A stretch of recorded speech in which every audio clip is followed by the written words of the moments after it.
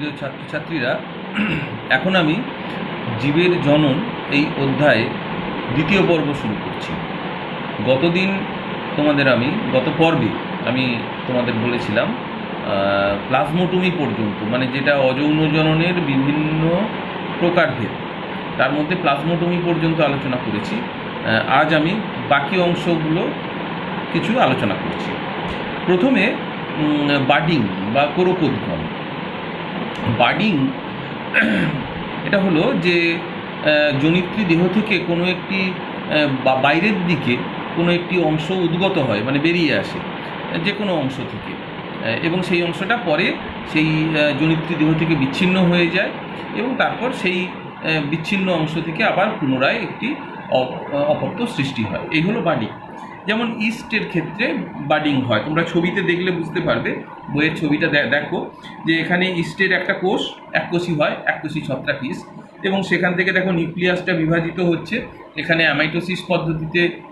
Mitosis পদ্ধতিতে বিভাজিত হচ্ছে, এবং দুদিকে দেখো এটা লম্বাটে হয়ে যাচ্ছে, মানে অ্যানাফেজ দশার মধ্যে এটা ছবিটা দেখাচ্ছে। আর একটা মুকুল তৈরি হচ্ছে এক প্রান্তে, তারপর মুকুলটা মাতৃদেহ কোষ থেকে বিচ্ছিন্ন হয়ে যাচ্ছে এবং ভ্যাকুওল যেটা ছিল সেটাও বিচ্ছিন্ন হচ্ছে। পদ্ধতিটা আমাদের পড়তে হবে না, ইস্টের বাডিং পদ্ধতি পড়ার প্রয়োজন নেই, শুধু এক্সাম্পলগুলো মনে রাখলেই হবে। এই যে ইস্টের যে বাডিংয়ের কথা বললাম, এটা উদ্ভিদের ক্ষেত্রে, মানে ছত্রাক, ইস্ট হলো ছত্রাক, এটা উদ্ভিদ। প্রাণীদের ক্ষেত্রেও দেখা যায়, যেমন হাইড্রার ক্ষেত্রে দেখা যায় এই ধরনের কোরকোদ্গম। এছাড়া ওবেলিয়া, স্কাইফা এসবেও দেখা যায়। আরেকটা খুব গুরুত্বপূর্ণ, এই ধরনের যে বাডিংয়ের কথা বললাম, এটা হচ্ছে এক্সটার্নাল বাডিং, মানে বাইরের দিকে মুকুলটা তৈরি হচ্ছে। কিন্তু ইন্টারনাল বাডিং একটা রয়েছে, যে ইন্টারনাল বাডিংকে বলা হয় গেমিউল। এই গেমিউল ফরমেশনের মাধ্যমে অঙ্গজ জনন হয়, এটা ইন্টারনাল বাডিং, এবং এটা একটি মাত্র প্রাণীর ক্ষেত্রে দেখা যায়, সেটা হলো মিষ্টি জলের স্পঞ্জিলা ল্যাকাস্ট্রিস, বা শুধু স্পঞ্জিলা বললেও হবে। মিষ্টি জলের স্পঞ্জ, শুধু স্পঞ্জ নয়, কিন্তু মিষ্টি জলের স্পঞ্জের ক্ষেত্রে দেখা যায় ইন্টারনাল বাডিং, অন্তঃস্থ কোরকোদ্গম। সাইকনেও হয়, সাইকোন একটা স্পঞ্জ, সাইকন জিলাটিনোসাম, এদের ক্ষেত্রেও হয়। এক্ষেত্রে মনে রাখতে হবে যে মুকুলটা তৈরি হয় এটা দেহের ভেতরে তৈরি হয়, সেই জন্য এটা ইন্টারনাল বাডি। আর সেই বাডের মধ্যে, মুকুলের মধ্যে কিছু অসংখ্য কোষ তৈরি হয়, যে কোষগুলোকে বলা হয় আর্কিওসাইট কোষ। আর্কিওসাইট কোষগুলো মুখে একটা ছিদ্র থাকে, এই যে গেমিউল হয়, সেই গেমিউলের মধ্যে যে কোষগুলো থাকে তাকে বলে আর্কিওসাইট। আর্কিওসাইটগুলো কি হয়, ওই যে মুকুলটা তৈরি হয় তার গেমিউল, তার প্রান্তে একটা ছিদ্র থাকে যাকে বলে মাইক্রোপাইল। সেই মাইক্রোপাইলের মধ্যে দিয়ে আর্কিওসাইটগুলো বাইরে বেরিয়ে আসে এবং তারপর সেখান থেকে আবার অপত্য অনেক তৈরি হয়। তাহলে এখানে তোমরা গেমিউল কি, গেমিউল কোন প্রাণীর দেহে হয়, এইটা কিন্তু মনে রাখতে হবে, এবং আর্কিওসাইট কোষ এই কথাটা মনে রাখবে, যেগুলো হচ্ছে এই গেমিউলের মধ্যে তৈরি হয়, এবং আর্কিওসাইটগুলো থেকেই তৈরি হয় আবার অপত্য স্পঞ্জ, মিষ্টি জলের স্পঞ্জ তৈরি হয়। এরপরে আসছি স্ট্রোবাইলেশন মানে খণ্ড খণ্ড খণ্ড খণ্ড হয়ে তৈরি হওয়া। তোমরা ফিতাকৃমির গঠন একাদশ শ্রেণীতে পড়েছো, সেখানে দেখবে ফিতাকৃমি খণ্ড খণ্ড দেহ কতগুলো খণ্ড দ্বারা গঠিত। এই যে খণ্ডীভবনের মাধ্যমে পূর্ণাঙ্গ দেহ গঠিত হয় তাকে বলে স্ট্রোবাইলেশন পদ্ধতি। স্ট্রোবাইলেশনে এক একটা টুকরোকে বলা হয় প্রোগ্লোটিড। এবার ফিতাকৃমির ক্ষেত্রে অবশ্যই এগুলো, প্রতিটি খণ্ডকে বলা হয় প্রোগ্লোটিড। এছাড়াও জেলিফিশের ক্ষেত্রে দেখা যায়, জেলিফিশ অরেলিয়া অরিটা, এর ক্ষেত্রেও দেখা যায়। টিনিয়া সোলিয়াম যেটা বললাম ফিতাকৃমি, তার ক্ষেত্রেও দেখা যায়। এটা হচ্ছে স্ট্রোবাইলেশন, অর্থাৎ আড়াআড়ি পুরো ফিতের মতো দেহ, যেটা আড়াআড়ি বিভাজনের মাধ্যমে অপত্য সৃষ্টি করে এই টুকরোগুলো থেকে, তাহলে স্ট্রোবাইলেশন হলো। এরপরে দেখবে গেমিউল রয়েছে। গেমিউলের বিষয়টা এখানে আলাদা করে আলোচনা করার প্রয়োজন নেই, যেহেতু অন্তঃস্থ কোরকোদ্গমের মধ্যে রয়েছে, ওখান থেকেই পড়ে নেবে, বা এখান থেকেও পড়বে, একই জিনিস দুই জায়গাতে রয়েছে। এই গেমিউল আর অন্তঃস্থ কোরকোদ্গম দুটো একই, আলাদা করে কিছু নয়।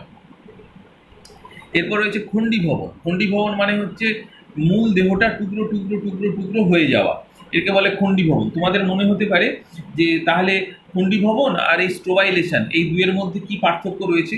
আসলে খণ্ডীভবন মানে টুকরো হয়ে প্রথমে বিচ্ছিন্ন হয়ে যাওয়া, স্ট্রোবাইলেশন হচ্ছে একটা একটা টুকরো বিচ্ছিন্ন হয় না, অনেকগুলো খণ্ড খণ্ড হয়, একসঙ্গে জুড়ে থাকে, তারপর অনেকগুলো খণ্ড একসাথে বিচ্ছিন্ন হয়ে যায়। এটা হচ্ছে স্ট্রবাইলেশন পদ্ধতিতে হয়।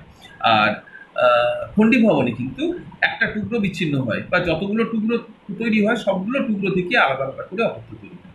যেমন ধরো স্পাইরোগাইরা, পুকুরে শ্যাওলা হয় স্পাইরোগাইরা, কোনো আঘাতে, জলের ঢেউয়ের আঘাতে বা কোনো কিছুর আঘাতে টুকরো হয়ে গেল, প্রত্যেকটা টুকরো আলাদা আলাদা শ্যাওলাতে পরিণত হবে।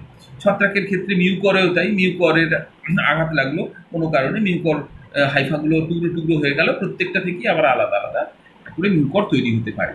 তাহলে এই দুটো মনে রাখলেই হবে। খণ্ডীভবনের ক্ষেত্রে শৈবাল আর ছত্রাক, এই দুটো উদাহরণ মনে রাখবে, বাকিগুলো প্রয়োজন নেই। এরপরে আছে পুনরুৎপাদন। পুনরুৎপাদন মানে হচ্ছে কোনো একটি দেহের অংশ, এটা মূলত প্রাণীদের ক্ষেত্রেই এটা আমরা আলোচনা করি যে পুনরুৎপাদন হয়। জীবদেহের কোনো একটা অংশ বিচ্ছিন্ন হয়ে গেল, সেই অংশ থেকে আবার একটা পূর্ণাঙ্গ জীবদেহ গঠিত হতে পারে। আবার পুনরুৎপাদনে কোনো অংশ, দেহের কোনো একটা অঙ্গ বিচ্ছিন্ন হয়ে গেল, তারপর তার সেই কোষ বিভাজনের মাধ্যমে সেই হারিয়ে যাওয়া অঙ্গটা আবার পুনরায় ফিরে পাওয়া, এটাও হচ্ছে পুনরুৎপাদনের মধ্যে পড়ে। দেখো, পুনরুৎপাদনের দুটো শব্দ আছে, একটা হচ্ছে মরফোল্যাক্সিস আর একটা হচ্ছে এপিমরফোসিস। যখন দেহের কোনো খণ্ডিত অংশ থেকে পূর্ণাঙ্গ দেহ গঠিত হয় তখন তাকে বলা হয় মরফোল্যাক্সিস। আবার হারিয়ে যাওয়া অংশটা যদি তৈরি হয় পুনরায়, তাকে বলা হয় এপিমরফোসিস। পুনরুৎপাদনকে দুভাগে ভাগ করা হয়। ওপারে তোমরা বই দেখো দুটো রয়েছে, রিপারেটিভ আর রেস্টোরেটিভ। এটা না জানলেও চলবে, খুব একটা জরুরি নয়। যে ক্ষয়প্রাপ্ত কলার পুনর্গঠন, এটাকে বলে রিপারেটিভ। আর রেস্টোরেটিভ হচ্ছে পূর্ণাঙ্গ দেহ, অনেকগুলো খণ্ড জুড়ে যদি পূর্ণাঙ্গ দেহ গঠিত হয় তাকে বলা হয় রেস্টোরেটিভ রিজেনারেশন। তাহলে পুনরুৎপাদন আমরা জানলাম, এগুলো অ্যামিবার ক্ষেত্রে হয়, স্পঞ্জ, হাইড্রা, এইসব প্রাণীরা, প্ল্যানেরিয়া, যে চ্যাপ্টাক্রিনি, প্ল্যানেরিয়া, এদের ক্ষেত্রে দেখা যায়। এটা প্রাণীদের ক্ষেত্রে এগুলো প্রযোজ্য। উদাহরণ কিন্তু অবশ্যই ভালো করে মনে রাখবে। তোমরা এই ছবিতেও দেখে নিতে পারো, চ্যাপ্টাক্রিনি, প্ল্যানেরিয়ার ছবি দেখানো হয়েছে, যে অনেকগুলো টুকরো হয়ে গেছে, সেই টুকরোগুলো থেকে আবার পূর্ণাঙ্গ কৃমি গঠিত হচ্ছে। এরপর বুলবিল। বুলবিলটা তোমাদের পরিচিত, যে খামালুতে যেন বুলবিল হয়, চুপড়ি আলু, খামালু এগুলোতে হয়। এছাড়া অন্ধপুষ্প, গ্লোবা বুলবিফেরা, এগুলোতে হয়। যে কাক্ষিক মুকুল খাদ্য সঞ্চয় করে স্ফীত হয়, তারপর সেই কাক্ষিক মুকুল দেহ থেকে বিচ্ছিন্ন হয়ে যায়, হয়ে গিয়ে সেখান থেকে আবার নতুন করে একটা অপত্য সৃষ্টি হয়, এই বুলবিল বলা হয়। খাদ্য সঞ্চয় করে বুলবিল গঠিত হয়। রেণু উৎপাদন, এই রেণু উৎপাদনটা কিন্তু খুবই গুরুত্বপূর্ণ। এখানে অনেকগুলো জিনিস আমাদের করতে হবে। দেখো, চল রেণু, অর্থাৎ যেসব রেণুগুলো গমনে সক্ষম, তাতে ফ্ল্যাজেলা রয়েছে। আবার ফ্ল্যাজেলার সাহায্যে গমন হয়। ফ্ল্যাজেলা দু রকমের হয়, একটা টিনসেল আর হুইপ্লাস, এটা আমরা একাদশ শ্রেণীতে পড়েছি। এবং সেই মসৃণ যে ফ্ল্যাজেলা তাকে বলে হুইপ্লাস, চাবুকের মতো হয়। আর টিনসেল হচ্ছে রোমের মতো, তার গায়ে শাখা থাকে, অনেকটা পালকের মতো দেখতে। এই যে ফ্ল্যাজেলার গায়ে যে ছোট ছোট শাখাগুলো থাকে তাকে ম্যাস্টিগোনিম বলে। ম্যাস্টিগোনিম, এটাও আমরা একাদশ শ্রেণীতে পড়েছি। এই দু ধরনের ফ্ল্যাজেলা। তাহলে চলরেণু বা জুস্পোর এগুলোকে বলা হয়। শৈবাল ছত্রাকের ক্ষেত্রে দেখা যায়, উদাহরণ পূর্বে ক্ল্যামাইডোমোনাস, ফাইটোপথোরা ইনফেস্ট্যান্স, সেই সব। অচল রেণু বা অ্যাপ্লানোস্পোর, তোমরা ইংরেজিটা কিন্তু অবশ্যই মনে রাখবে। অ্যাপ্লানোস্পোর, বাংলা নামের থেকে ইংরেজি নামটা বেশি মনে রাখা জরুরি। অ্যাপ্লানোস্পোর, অ্যাপ্লানোস্পোর বিভিন্ন রকমের হয়, যেমন স্পোরাঞ্জিওস্পোর। আমি যেগুলো বলছি সেইগুলো অন্তত দাগ দিয়ে রাখো, এইগুলো পড়তেই হবে। স্পোরাঞ্জিওস্পোর, তারপরে কনিডিয়া, ওইডিয়া, ক্ল্যামাইডোস্পোর, তারপর 7 নম্বরে আছে দেখো এন্ডোস্পোর, এবং 8 নম্বরে অ্যাকাইনেট। এই কয়েকটা তোমাদের পড়তে হবে।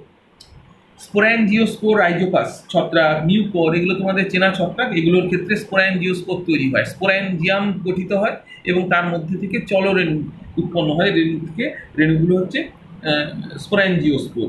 এগুলো স্পোরাঞ্জিওস্পোর্স যেগুলো হয়, অবশ্যই এগুলো অচল রেণু। স্পোরাঞ্জিওস্পোর, জুস্পোর্স হয় চলরেণু। আর অ্যাপ্লানোস্পোর মানে অচল রেণু, যেগুলোতে কোনো ফ্ল্যাজেলা তৈরি হয় না, তার মধ্যে স্পোরাঞ্জিওস্পোর্স, এটা হচ্ছে অচল রেণু। এরপরে কনিডিয়ার কথায় আসে যাক। কনিডিয়া, তোমরা ছবিটা দেখো। কনিডিয়াতে পেনিসিলিয়ামের ক্ষেত্রে দেখা যায়। এই কনিডিয়ার ছবিটা আমি বই থেকেই দেখাচ্ছি, তোমরা দেখো এই বইয়ে যে ছবি রয়েছে কনিডিয়া পেনিসিলিয়ামের ক্ষেত্রে। এই যে এর যে হাইফাগুলো রয়েছে, একে বলা হয় কনিডিওফোর। এই যে যার থেকে কনিডিয়া তৈরি হয়, এই যে হাইফা, হাইফা থেকে শাখা উপরের দিকে উঠে আসে, কনিডিওফোর। কনিডিওফোর। আর তার থেকে যে শাখা হয় এগুলোকে বলে স্টেরিগমা। স্টেরিগমা স্টেরিগমা থেকে উপরে দেখো শৃঙ্খল আকারে তৈরি হয়েছে কনিডিয়া। আবার এই গনিডিয়াটা লক্ষ্য করো, ওইডিয়াতে দেখো এই যে হাইফার আগা থেকে তৈরি হয়েছে ওইডিয়া, যেগুলো বিচ্ছিন্নভাবে তৈরি হচ্ছে এবং এগুলো গোলাকার বা ডিম্বাকার বা আয়তাকার হয় এবং একটা একটা বিচ্ছিন্নভাবে উৎপন্ন হয়, খাদ্য সঞ্চয় করে এগুলো বিচ্ছিন্ন হয়ে যায়। কিন্তু কনিডিয়াতে দেখো শৃঙ্খল আকারে উৎপন্ন হয়, একটা একটা করে এগুলো সব জুড়ে থাকে এবং একসঙ্গে শৃঙ্খল আকারেই এরা বিচ্ছিন্ন হয়, কনিডিয়া। আর ক্ল্যামাইডোস্পোর এটা হচ্ছে অন্তর্জনিষ্ণুভাবে মানে এন্ডোজেনাসলি উৎপন্ন হয়, যেমন এই খাদ্য সঞ্চয় করে হাইফার মাঝে মাঝে স্ফীত হয়েছে, এটা আগাতেও তৈরি হতে পারে আবার ভেতরেও তৈরি হতে পারে অন্তর্বর্তী স্থানে। খাদ্য সঞ্চয় করে স্ফীত হয়ে তৈরি হয়েছে ক্ল্যামাইডোস্পোর তৈরি হয়। এটা গেল কি এটা। আর এদিকে দেখো স্পোরেনজিওস্পোর, এই ছবিতে দেখো স্পোরেনজিওস্পোর, এটা এই যে এগুলো হাইফা থেকে কিছু এরিয়াল হাইফা মানে বাতাসে ওপরের দিকে উঠে আসে, এগুলোকে বলা হয় স্পোরেনজিওফোর। এর আগাটা মাথাটা স্ফীত হয়ে তৈরি করে স্পোরেনজিয়াম বা রেণুস্থলী। এই স্পোরেনজিয়ামের মধ্যে অসংখ্য স্পোর, যেগুলোকে বলা হয় স্পোরেনজিওস্পোর তৈরি হয়। আর এগুলো বিচ্ছিন্ন হয়ে গিয়ে স্পোরেনজিয়াম থেকে বিচ্ছিন্ন হয়ে গেলে অঙ্কুরিত হয়ে আবার নতুন করে হাইফা গঠন করে। এছাড়া আমরা একাদশ শ্রেণীতে পড়েছি এন্ডোস্পোর ব্যাকটেরিয়ার ক্ষেত্রে, তো সেই এন্ডোস্পোর কিছু ব্যাকটেরিয়ায় তৈরি হয়, এটা পড়বে। আর একাইনেট নীলাভ সবুজ শৈবালে দেখা যায় যে খাদ্য সঞ্চয় করে স্ফীত হয়ে প্রতিকূল পরিস্থিতিতে এরা একাইনেট মানে খাদ্য সঞ্চয় করে এবং পুরু প্রাচীর যুক্ত হয়ে একাইনেট গঠন করে অন্তর্জনিষ্ণুভাবে, যেমন নষ্টকের উদাহরণ দেওয়া রয়েছে। তাহলে আমরা এই স্পোরগুলো সম্বন্ধে আলোচনা করলাম এবং এর সাথে সাথে অযৌন জননের যে প্রকারভেদগুলো রয়েছে সেগুলো আমরা আলোচনা শেষ করলাম। বাকি আমরা পরের পর্বে আবার আলোচনা করব।